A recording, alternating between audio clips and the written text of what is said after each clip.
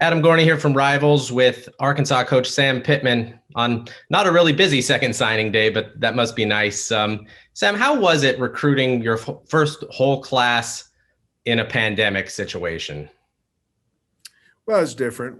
Certainly we had to adjust and learned a little bit about the Zoom and learned a little bit about learning right now on junior days and things of that nature. And may just have a totally just a Zoom weekend um, at some point in January next year. We did this year for guys that can't be here. So we use it as a positive. But, the thing is, we had 13 new guys come in January.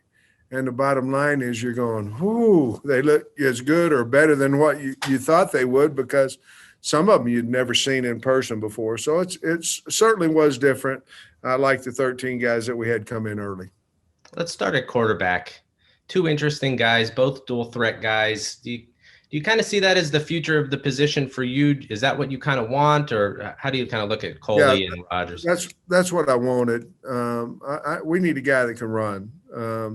Certainly, a guy that has to throw the football, but we also want to go athletic. We did with Malik Hornsby in last year's class, and certainly Landon Rogers and Lucas Coley are both guys that can throw it and run it. Certainly, two different body types, but can get the job done on the field. Lucas is already here, doing a really good job in the off-season workouts and things of that nature. So uh, I thought we needed to. Our when we got here, our quarterback board wasn't overly talented and maybe with numbers as well. And so we went to change that with Malik and then certainly two in this class. Receiver is an interesting group too. Break down Raheem Sanders. Any guy that's named Rocket has to be pretty fast. How are you going to kind of get him the ball? I love him. He can be a running back. He can be a slot. He can be your single receiver. He's got a lot of speed. Very big. Another guy I think that we're going to look a little bit at playing some running back for us as well. But you had him, Ketron Jackson, and then that got my mind keep Bryce Stevens, and then Jaden Wilson, and all of them have speed. I'm not for sure if in the state of Oklahoma that AJ Green might not win the 100 meters in the 6A, and Bryce Stevens might have a chance to win it. Certainly has a decent chance to win it in 4A. So both of them have a lot of speed, and we try to use the state of Oklahoma as a huge recruiting tool for us, being that we have several guys from the state of Oklahoma, including myself. Yeah, Oklahoma definitely. Texas with Ketron Jackson. I wanted to ask about him. Big time guy, had a lot of options, chose Arkansas. How did you get him? How do you use him? Well, we recruited him awful hard, very consistent on him and things of that nature. He had been here before the pandemic. He had come here to Arkansas, and so he was one of the few that we signed that had been here before. Certainly, our kids from Arkansas, most of those guys had been here as well. But a lot of speed, very athletic, can go up and catch a one-on-one ball, and I think he long jumped right at 25 foot out of high school. So very athletic guy, and we know he has great leaping skills. So that's a guy you can also single out on the one receiver side and throw the ball to him. He's very tall, very got a good length to him, and we're going to use him. Well, I was really excited about our wide. I'm glad you mentioned it because our wide receiver group I thought was outstanding. The four we signed.